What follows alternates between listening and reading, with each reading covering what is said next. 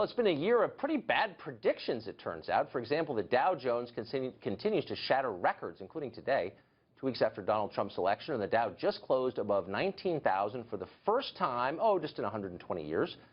But economic experts said a Trump victory would tank the market, didn't they? Yes, they did, and a lot of other things. How did this all happen? Here's Karl Rove, joining us now, a former senior advisor to President George W. Bush. Great to see you, Karl. Thanks, Tucker. Good to see you. So, I think you're an example of this. Many of us are, but here you know more about American politics than almost anybody I know. You've got decades of experience. You're famously smart. You're totally bewildered when Trump wins. How did the smart people get this wrong?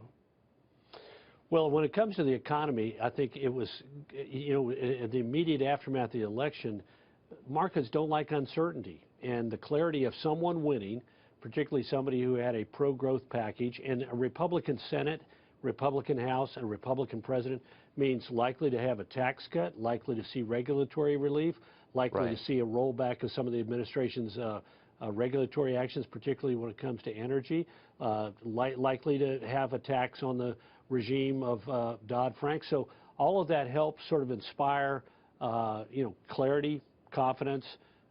It helped a boom of particularly some stocks, health insurers. They've been booming, energy stocks, financial institutions. And particularly, what I think is interesting is the bump among small and medium-sized firms who tend to be the kind of businesses who get buried under the burden of federal regulation. If you got a lawyer or lobbyist in a big company, you can sort of figure out how to deal with it. But for a lot of small and medium-sized firms, particularly the Labor Department regulations and other regulations, had a serious impact. And Obamacare, of course, ripping up their balance sheets. No, that all makes sense. I mean, I think that's a smart analysis. But all of this is easier for all of us in retrospect. My question, I think it's a really significant one, is why did nobody call any of this ahead of time? And I am including you in this with respect. Why did nobody see this coming? Have you taken a moment to ask yourself why, with all the data in the world at my disposal, was I unable to see this? What were the factors that blinded me to what was happening? Maybe you could make me remember when I said that the market was going to tank if Trump won. I didn't say that. In fact, no. I mean the election. Let me finish. And you miscalled it again and again. A lot of smart people were saying that if Trump won, there would be exactly this kind of a bump. Larry Lindsey was saying this. Chris Lowe out of Memphis was saying this. A lot of people were saying if we have a pro-growth environment, it's going to happen. Now, you're right. You were one of the handful of people who right from the beginning thought Donald Trump was going to win. Well, wait a minute. No. I wasn't right. I'm not talking about me. I'm talking about you. I'm wondering why. And I was sitting there on election night.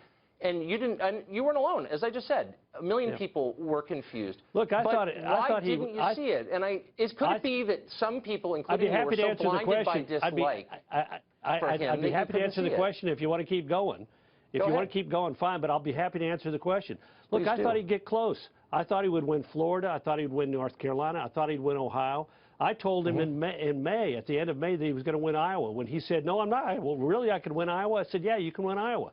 I didn't think, however, that he would get Wisconsin, Pennsylvania, and narrowly Michigan. And what he did is he broke through Southwest. Jay Cost had a great article. He broke through in Southwest Wisconsin, where, look, 2 elections in a row, we had Bush on a bus riding through Southwest Wisconsin trying to break through in those counties. And the combination of being upset about President Obama and not liking Hillary Clinton, and then 3 weeks at the end of the campaign when he ran a campaign that was disciplined and focused and without a lot of kerfluffle created by unnecessary comments, caused those people to say, you know what, I want change, he's the candidate of change, and I can go with him. And hats off to him, because Republicans, including me, have tried to win Wisconsin. We came within 5,500 votes in 2000. What? Hats off to him. You told me on election night that it was that it was Paul Ryan who brought him across the line.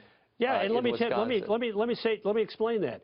A month out from the election, let me finish. A month out from the election, the Wisconsin Republican Party was short of money for their Get Out the Vote operation. They went to the RNC, which said we can't fund it. They went to the Trump campaign that said not going to be there. Paul Ryan wrote the $1 million check to the Wisconsin Republican Party. Final week of the campaign, he decides that what he's going to do is get on a bus with Ron Johnson, and the two of them are going to cover the state in order to pump for voting a straight Republican ticket from Donald Trump to Ron Johnson to Republicans up and down the ballot. His advisor said, no, you're the Speaker of the House. You're supposed to be traveling around the country and encouraging people to vote for Republican House members. He said, you know what? My job was to raise the money. Now I need to help win my state. Nobody thinks. I mean, I'm not talking. I like Paul Ryan. Nobody thinks Paul Ryan got him Wisconsin. I think it's a pretty. I disagree. I for one, think it helped a lot. Okay. Well, we disagree, but it's great to see you. Thanks for doing that. I appreciate it. You bet. Thank you. Rove.